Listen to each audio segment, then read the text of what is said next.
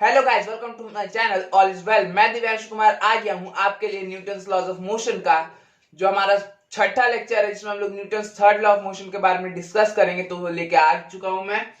तो बेसिकली आज हम लोग जो बात करने जा रहे हैं वो Newton's third law of motion को लेकर के है।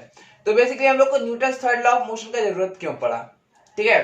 तो उससे हम लोग अपना डिस्कशन शुरू करते हैं कि न्यूटन्स थर्ड लॉ हम लोग को जरूरत तो पड़ेगा ना यार, तब ना हम लोग उसको लाएंगे। ऐसे थोड़ी ना कि हम लोग ले आएंगे बिना मतलब को, कोई लॉ थोड़ी ना दिया जाता, उसका रिक्वायरमेंट होता है हम लोग के लाइफ में, तब हम लोग उसको देते हैं, ठीक है। तो हम लोग Newton's first law of motion था, ये हम लोग को बताता है कि फोर्स हम लोग को रिक्वायर्ड है, फोर्स हम लोग को जरूरी है कि हम लोग किसी भी बॉडी में मोशन कॉज कर सके या फिर मोशन उसको रेस्ट में ला सके, ठीक है। सेकंड लॉ हम लोग को बताता था कि हाँ भाई, Newton second law of motion से हम लोग मैग्नीट्यूड कैलकुलेट कर सकते हैं उस एक्सलरेशन का जो हम लोग किसी भी फोर्स को लगा करके किसी बॉडी में प्रोड्यूस करते हैं। मैं एक बार फिर से बोलता हूं, हम लोग किसी भी बॉडी में फोर्स लगाते हैं, वो एक्सलरेट करता है, और एक्सलरेशन का जो मैग्नीट्यूड है उसको कैलकुलेट करने के लिए हम लोग को Newton second law of motion का जरूरत पड़ा, ठीक है। तो अब ये Newton third law of motion क्यों आया? तो पहला दो लॉ से हम लोग को मैग्नीट्यूड और हम लोग उसका क्वालिटेटिव प्रॉपर्टी तो जान गए थे, लेकिन हम लोग को ये भी तो जानना था ना कि फोर्स आखिरकार एक बॉडी पे लगता कब है, लगता कहां पर है, ठीक है। तो ये सब जानने के लिए हम लोग को Newton third law of motion का जरूरत पड़ा।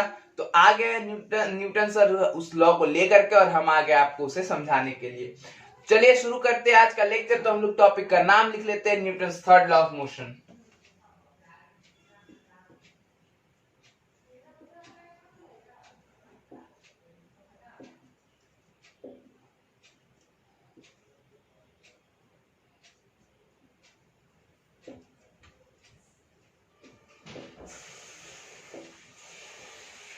तो basically Newton third law of motion का जो स्टेटमेंट होता है वो होता है every action is equal in opposite reaction, ठीक है। तो ये बेसिकली हम लोग का जो ये स्टेटमेंट है Newton third law of motion का, यही है। अब इसे मैं आपको समझाने जा रहा हूं, पहले लिख लेते हैं, ठीक है। तो यहाँ पे हम लोग स्टेटमेंट लिख चुके हैं, every action is equal in opposite reaction. तो आखिरकार इसका मतलब क्या है, इसको हम लोग दो एग्जांपल समझते हैं। पहला एग्जांपल में हम लोग क्या करेंगे, तो पहला एग्जांपल में हम लोग क्या करते हैं, एक ये ले लेते हैं, टेबल ले लेते हैं, ठीक है। एक टेबल ले लिए, इस टेबल पे हम एक बुक रख देते हैं, ठीक है। तो हम लोग तो एकदम सिंपल तरीका से समझने जा रहे हैं।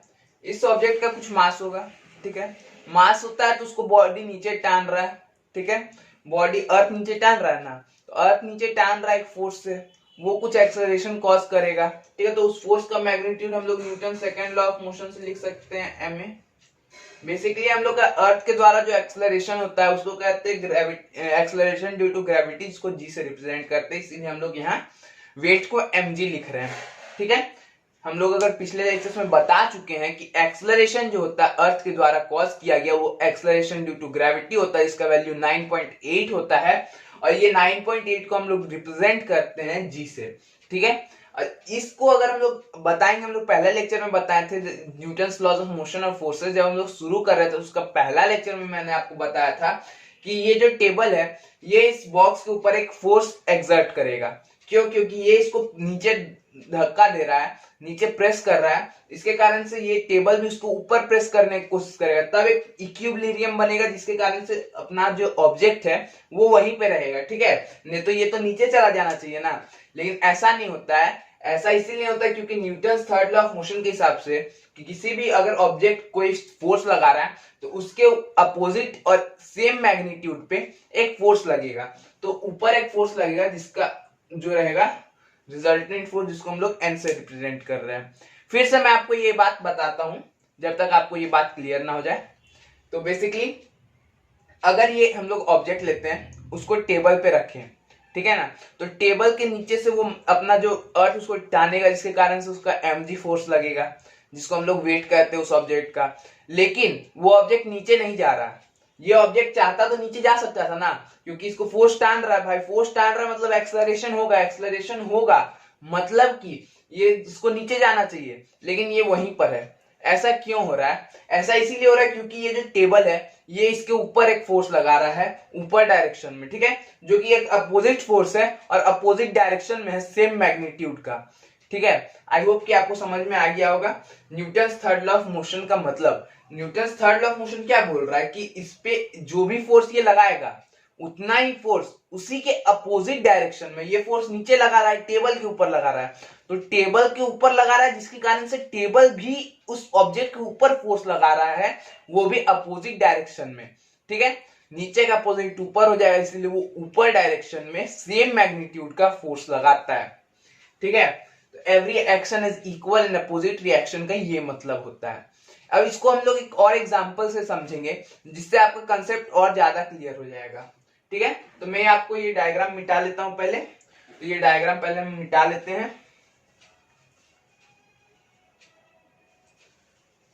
तो इसको अब हम लोग बेसिकली जो डायग्राम समझने जा रहे हैं वो कुछ इस प्रकार का है। हम लोग एक बीम बैलेंस ले लिए, ठीक है, और यहां पर एक और बीम बैलेंस ले लिए, ये दोनों एक दूसरे से अटैच्ड है, यहाँ पर इसको दीवार से फिक्स कर दिए। तो बेसिकली यहाँ पे हम लोग क्या कर रहे हैं, दो बीम बैलेंस लिए, बीम बैलेंस में बेसिकली यहाँ स्प्रिंग रहता है, यहाँ भी स्प्रिंग रहता है। ठीक है, ये दोनों वेट नापने के काम में आता है, तो इसको हम बाद में डिस्कस करेंगे वो क्या काम में आता है। लेकिन अभी जो हम लोग टॉपिक पढ़ रहे हैं उतना जान लेते हैं। ये हम लोग वेट मेजर करते हैं, जो फोर्स अप्लाई होता है ना, अगर हम इसको यहाँ से टानेंगे तो यहाँ पे एक फोर्स आएगा, इसके अंदर जो फोर्स आएगा उसको कैलकुलेट किया जाता है। तो बेसिकली अगर हम लोग देखेंगे तो यहाँ पे अगर हम लोग एक इस रस्सी को पीछे की तरफ अगर टानते हैं, एक फोर्स लगाते हैं, तो यहाँ पर जो मैग्नीट्यूड आएगा, मतलब यहाँ पर जो वैल्यू आएगा फोर्स का, वही वैल्यू यहाँ पर भी आएगा। तो ऐसा क्यों होता है? ठीक है, यहाँ पे अगर हम लोग देखेंगे कि हम लोग अगर इसको टानते हैं तो यहाँ जो स्प्रिंग है इस पर एक फोर्स लगेगा, स्प्रिंग फोर्स, जो कि मैंने पहले ही बता चुका हूं। तो यहाँ पे इस पे एक स्प्रिंग फोर्स लगेगा, ये स्प्रिंग फोर्स क्या करेगा, इसको टानेगा। ठीक है, तो अब इसको टान रहा है, ये स्प्रिंग क्या करेगा, इसको अपने तरफ खींचेगा, तो ये भी एक फोर्स लगाएगा जिसका जो फोर्स का नाम होगा स्प्रिंग फोर्स। ठीक है, तो अगर हम लोग देखेंगे यहाँ पे दो बीम बैलेंस लिए, दोनों को टान रहे हैं, अपने तरफ खींच रहे हैं, ठीक है ना, यहाँ से फोर्स लगा रहे हैं और खींच रहे हैं, जिसके कारण यहाँ कुछ वैल्यू डिस्प्ले हो रहा है और यहाँ कुछ वैल्यू डिस्प्ले हो रहा है। तो यहाँ का वैल्यू और यहाँ का वैल्यू जो हम लोग देखेंगे तो दोनों मैग्नीट्यूड वाइज इक्वल होंगे। क्यों? क्योंकि यहाँ पर जब हम लोग टान रहे हैं तो इस पे एक फोर्स लग रहा है और इसी फोर्स से वो इसको टान रहा है, इस बीम बैलेंस को टान रहा है। लेकिन Newton's third law of motion के कारण अगर इस बीम बैलेंस को देखेंगे कि इसको टाना जा रहा है, तो ये भी तो अपना मतलब थोड़ी ना अपना पोजीशन छोड़ना चाहेगा, ये भी एक रिजल्टेंट फोर्स लगाएगा अपने तरफ। ठीक है, जिसके कारण से हम लोग देखेंगे कि ये भी उतना ही फोर्स लगा रहा है जितना फोर्स ये लगा रहा है। यहाँ पे देखने वाला बात वही है कि जो फोर्स ये लगा रहा है, पहला बीम बैलेंस लगा रहा है, उतना ही फोर्स दूसरा बीम बैलेंस भी लगा रहा है। तो ऐसा इसीलिए हो रहा है क्योंकि ये इक्वल एंड अपोजिट फोर्स लगा रहा है। Newton's third law of motion को इसी को डिफाइन करता है। ठीक है, तो अब हम लोग बात करने जा रहे हैं इसके कुछ एग्जांपल्स को लेकर के। Newton's third law of motion basically इतना ही था। एक और इंपॉर्टेंट चीज मैं आपको बता देना चाहूंगा कि अगर हम लोग दो ऑब्जेक्ट को देखते हैं, अगर किसी दो ऑब्जेक्ट को देखते हैं, मान लीजिए टेबल का एग्जांपल हम फिर लेंगे, ये टेबल है, इस टेबल पे मैंने एक ऑब्जेक्ट रख दिया। ठीक है, ये जो ऑब्जेक्ट है इसको नीचे टाना जाएगा। ठीक है, ये जो बॉक्स है इसको ऊपर भेजा जाएगा। ठीक है, तो बेसिकली यहाँ पे क्या हो रहा है, टेबल जो है इस बॉक्स पर ऊपर के तरफ फोर्स लगा रहा है।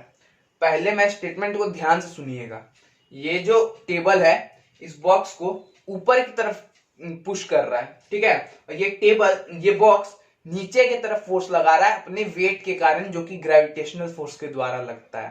ठीक है, तो यहाँ पे हम लोग देख सकते हैं कि ऐसा नहीं कि रिजल्टेंट फोर्स सिर्फ बॉक्स के ऊपर लग रहा है। मेरा मतलब है कि ऐसा नहीं कि दोनों फोर्स, ऐसा तो नहीं ना कि बॉक्स नीचे की तरफ भी फोर्स लगा रहा है, बॉक्स ऊपर की तरफ फोर्स लगा रहा है। नहीं, जो ऊपर की तरफ फोर्स लगाया जा रहा है वो टेबल के द्वारा लगाया जा रहा है, और जो नीचे की तरफ फोर्स लगाया जा रहा है वो जो लगाया जा रहा है वो बॉक्स के द्वारा लगाया जा रहा है। एक ही जो ऑब्जेक्ट रहता है, अगर ऑब्जर्व करेंगे तो जो रिजल्टेंट फोर्स रहता है और जो एक्शन फोर्स रहता है, ठीक है, एक्शन और रिजल्टेंट फोर्स जो रहता है एक ही बॉडी के द्वारा नहीं लगाया जा सकता, दोनों अलग अलग ऑब्जेक्ट के द्वारा लगाया जाएगा अगर दो ऑब्जेक्ट कांटेक्ट में हो। जहां पे भी हम लोग देखें, जितना भी एग्जांपल देखे, ऐसा तो नहीं है कि जो रिजल्टेंट फोर्स लगाया जा रहा है वो कांटेक्ट के बिना लगाया जा रहा है, ठीक है ना। अब हम लोग जो बात करने जा रहे हैं, ऐसा नहीं है कि जो नॉन कांटेक्ट फोर्स रहता है उसमें रिजल्टेंट फोर्स नहीं लगता है। कुछ एक्सटेंट तक उसमें जो फोर्सेस लगता है उसको हम लोग रिजल्टेंट से डिफाइन कर सकते हैं, लेकिन हम लोग उसको रिजल्टेंट नहीं बोलते हैं। यहाँ पे हम लोग जितना भी चीज बोलेंगे इसको हम लोग कांटेक्ट फोर्स का एग्जांपल्स ही देखेंगे, ठीक है। अब इससे रिलेटेड कुछ प्रैक्टिकल लाइफ के एग्जांपल्स हम लोग देख लेते हैं, जिससे आपका कंसेप्ट और ज्यादा क्लियर हो जाए। तो उसके बाद हमारा जो आज का लेक्चर है वो खत्म हो जाएगा। ज्यादा बड़ा लेक्चर नहीं था, मैंने Newton third law of motion को सिर्फ अलग से समझाने के लिए इस लेक्चर को लाया था। और ये बेसिकली उतना बड़ा टॉपिक अभी आपके सिलेबस में नहीं है, Newton third law of motion. तो हम लोग कल एग्जाम्पल्स को डिफाइन कर लेते हैं। एग्जाम्पल्स क्या होता है उसे समझ लेते हैं, बस हो जाएगा। तो अगर हम लोग एक दीवार ले लेते हैं, ठीक है, एक दीवार ले लेते हैं, ये मान लीजिए हमारा दीवार है, ठीक है। ये दीवार ले लिए हम लोग, इस पे हम लोग एक ऑब्जेक्ट को रख लिए, चाहे अपना बुक ही रख लिए, और इस बुक को मैं इस तरफ से पुश कर रहा हूं। मान लीजिए ये दीवार है, इसको मैं इस तरह से पुश कर रहा हूं, ठीक है। इस पे जो फोर्स लगाया जा रहा है, तो ये फोर्स ये दीवार को पुश करेगा। अगर हम आप और एक दोस्त, ठीक है, गले मिल रहा है, हम आपको धक्का देते हैं तो आप अपने दोस्त को धक्का दीजिएगा ही ना। उसी तरह अगर देखिएगा तो ये दीवार है, इस दीवार पे एक बुक अटैच्ड है। अगर हम उस बुक को पुश करेंगे तो उस दीवार को भी तो पुश करेगा, ठीक है। तो इस दीवार को पुश करने के कारण इस दीवार पे एक फोर्स लग रहा है, जिसके अपोजिट, अब वो तो फोर्स लगाएगा ना, उस पे फोर्स लग रहा है, एक फोर्स लग रहा है, उसकी इक्वल और अपोजिट फोर्स अब वो लगाएगा इसके अपनी इस बॉक्स के ऊपर। तो यहाँ पे एक रिजल्टेंट फोर्स बनता है, ठीक है। अगर आप यहाँ पे एक्शन फोर्स लगाते हैं किसी ऑब्जेक्ट के ऊपर तो वो दीवार को पुश करेगा, ठीक है। उस दीवार को पुश करने के कारण उस पे एक equal and opposite force generate होगा, जो कि जस्ट अपोजिट डायरेक्शन में होगा, जिसको हम लोग रिजल्टेंट फोर्स कहते हैं। अब हम लोग आगे बढ़ते हैं दूसरे एग्जाम्पल के तरफ, ठीक है। अगर हम लोग देखेंगे बेसिकली,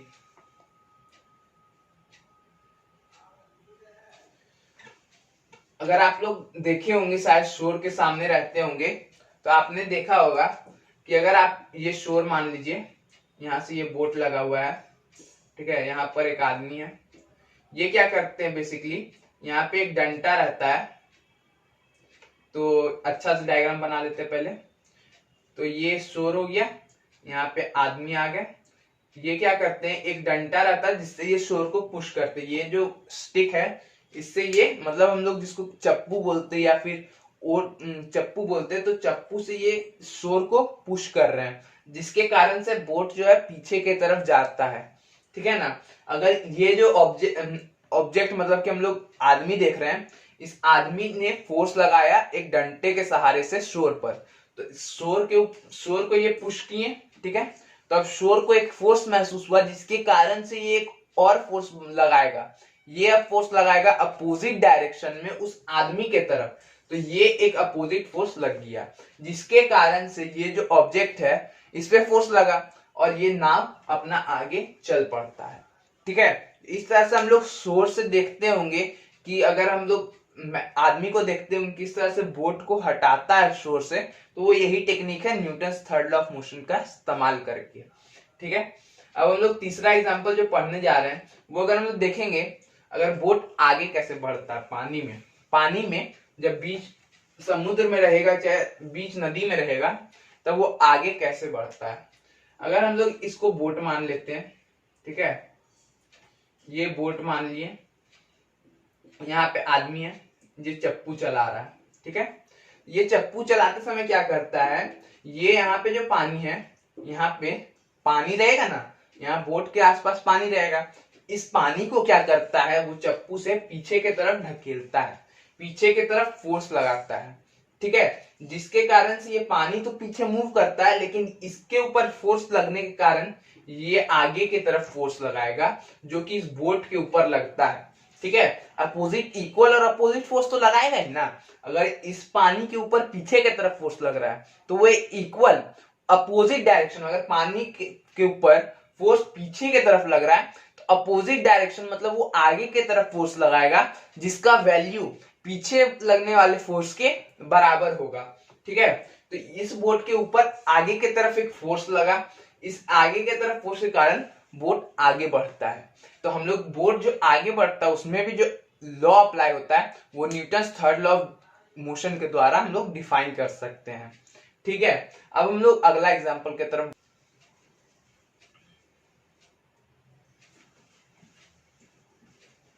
अब अगर हम लोग गन को देखेंगे, अगर हम लोग गन चलाते हुए किसी को देखे होंगे, चाहे गन पे हम लोग खुद अगर कभी फायरिंग करते जो ये बलून्स फोड़ने के लिए मेला उला में, तो वहां पे हम लोग देखे होंगे कि अगर हम लोग इस गन को लेकर के यहां से फायर करते हैं तो फायर करने के बाद जो बुलेट निकलता है, बुलेट को थोड़ा शार्प बना लेते हैं, तो बुलेट निकलता है जिसके कारण से गन जो है पीछे की तरफ रिकॉइल करता है, मतलब पीछे की तरफ आपको झटका देता होगा।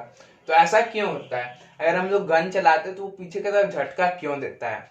तो बेसिकली क्या होता है, जब हम लोग ट्रिगर को प्रेस करते हैं, यहाँ पे जो ट्रिगर रहता है उसको हम लोग जब प्रेस करते हैं तो यहाँ पे जो स्प्रिंग रहता है वो स्प्रिंग में एक स्प्रिंग जो रहता है वो एक फोर्स लगाता है बुलेट पे। अब बुलेट पे भाई फोर्स लगा तो बुलेट तो वापस लगाएगा ना फोर्स। अगर ये जो बुलेट है इस पे फोर्स लगा तो अब ये बुलेट आगे भाग रहा है, लेकिन अब बुलेट का क्या जिम्मेदारी था कि एक अपोजिट फोर्स लगा के जाए जो कि सेम मैग्नीट्यूड का होगा।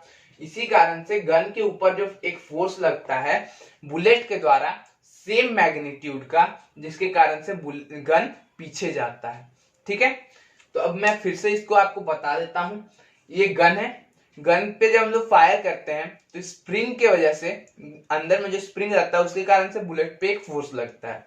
अब बुलेट का क्या जिम्मेदारी हुआ कि पीछे के तरफ एक फोर्स लगाए जो कि सेम मैग्नीट्यूड का रहे और अपोजिट डायरेक्शन में। बुलेट के तरफ आगे फोर्स लगा तो सेम मैग्नीट्यूड का अपोजिट फोर्स पीछे की तरफ लगेगा, तो उसी की वजह से हम लोग को पीछे की तरफ एक झटका महसूस होता है।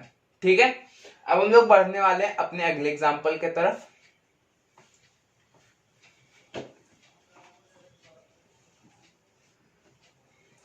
तो अब हम लोग रॉकेट को अगर उड़ते हुए देखते हैं, ठीक है, तो वो कैसे उड़ता है।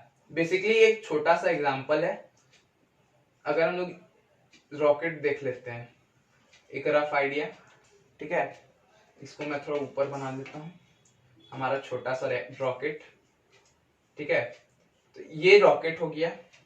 अब ये रॉकेट से क्या होता है, हमारा नीचे से पूरा गैस फ्यूल फेंकता है। ठीक है, ऊपर अंदर में बर्न होता है, जितना भी फ्यूल रहता है अंदर में, रॉकेट के अंदर क्या रहेगा, फ्यूल रहेगा, उस फ्यूल को बर्न किया जाएगा। तो वो जो बर्न फ्यूल रहेगा वो नीचे की तरफ फेंकेगा, नीचे की तरफ फेंकने के कारण ऊपर की तरफ एक फोर्स लगेगा।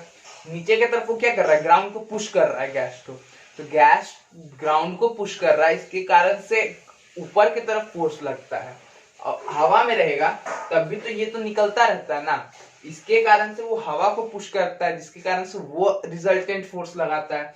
तो बेसिकली ये जो गैसेस जो बाहर निकलता है उसके द्वारा जो रिजल्टेंट फोर्स लगता है रॉकेट के ऊपर, वो उसको ऊपर की तरफ पुश करता है। ये गैसेस को नीचे पुश किया जा रहा है। ठीक है, गैसेस को कहाँ बाहर निकलने का जगह नहीं मिला तो वो गैसेस को बाहर पुश कर रहा है। तो अब गैसेस का जिम्मेदारी बनता है ना भाई कुछ कि ऊपर फोर्स लगा के जाए, क्योंकि न्यूटन भाई ने बोल के गए, न्यूटन सर बोल के गए, न्यूटन सर के हिसाब से एक ऊपर के तरफ फोर्स लगाया जाता है जिसके कारण से हमारा रॉकेट उड़ता है। ठीक है, तो ये होता है रॉकेट प्रोपल्शन क्यों हुआ। अब हम लोग जो बात करने जा रहे हैं वो हम लोग अब चलते कैसे हैं, क्या चलने में भी हम लोग का Newton third law of motion का इस्तेमाल होता है? तो हाँ, बहुत ज्यादा इस्तेमाल है। तो अब देखते हैं, यहाँ पे एक आदमी बना लिए हम। ठीक है, थोड़ा प्रॉपर आदमी मैं बनाने की कोशिश करूंगा। ठीक है, ठीक है, लगभग एक प्रॉपर आदमी मैंने बना लिया है।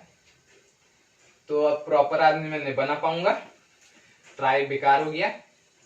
ठीक है, तो यहाँ पे एक मैंने आदमी बना लिया, बेसिकली इसका फीट बनाया है मैंने।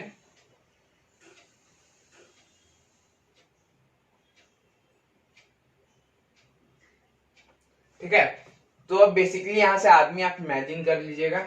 यहाँ पे हम लोग देखेंगे कि हम लोग क्या करते हैं, इस पैर से इसके ग्राउंड की तरफ पीछे की तरफ फोर्स लगाएं। ठीक है।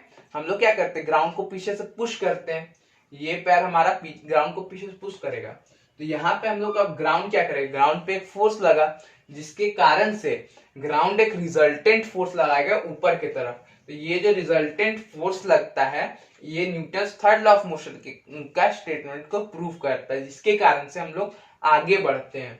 तो फिर से अगर आप देखिएगा, तो पीछे की तरफ फोर्स लगाया आपने ग्राउंड पे, तो अब ग्राउंड क्या करेगा, इक्वल एंड अपोजिट फोर्स लगाएगा ऊपर की तरफ। ठीक है, आई होप कि आपको ये बात क्लियर होगी। तो यही सब छोटे छोटे एग्जांपल्स हैं। एक और एग्जांपल आपका आ जाता है कैचिंग ऑफ बॉल। तो आखिरकार ये कैचिंग ऑफ बॉल होता क्या है? ठीक है, होता तो बेसिकली कुछ नहीं है, हम लोग उसको समझेंगे खाली। तो यहाँ से हम लोग का ये हाथ आ गया, बहुत गंदा हाथ है, यहाँ से हमने बॉल को कैच कर लिया, तो यहाँ से बॉल आया, बॉल को हमने कैच किया। तो जब हम लोग बॉल को हाथ पे पकड़ते हैं, हाथ से पकड़ते हैं, तो हम क्या करते हैं, बॉल के ऊपर एक फोर्स लगाते हैं। जब तक उस पे बॉल पे हम फोर्स नहीं लगाएंगे, हम लोग क्या पढ़े, जब तक किसी भी ऑब्जेक्ट पे हम लोग फोर्स नहीं लगाते वो रुक नहीं सकता, वो अपना मोशन को कंटिन्यू करेगा। तो हम लोग अपना हाथ से बॉल पे फोर्स लगाते हैं, जिसके कारण से बॉल रुकता है। तो अब बॉल पे हम फोर्स लगाएं, अब क्या करेगा, बॉल एक इक्वल और अपोजिट फोर्स लगाएगा हमारे हाथ के ऊपर। ठीक है, तो अब बॉल हमारे हाथ के ऊपर फोर्स लगाएगा, जिसके कारण से हम लोग को एक फोर्स महसूस होता है और हमें चोट लगता है। ठीक है, तो बेसिकली यही सब था आज के हमारे इस लेक्चर में। उम्मीद है कि मैंने आपको जो पढ़ाया है वो समझ में आया होगा। समझ में आया है तो वीडियो को जरूर से जरूर लाइक करेंगे और अपने दोस्तों तक शेयर कीजिएगा। चैनल को सब्सक्राइब करके नोटिफिकेशन बेल बजा दीजिएगा, ताकि आप तक हमारा वीडियो सबसे पहले पहुंच जाए।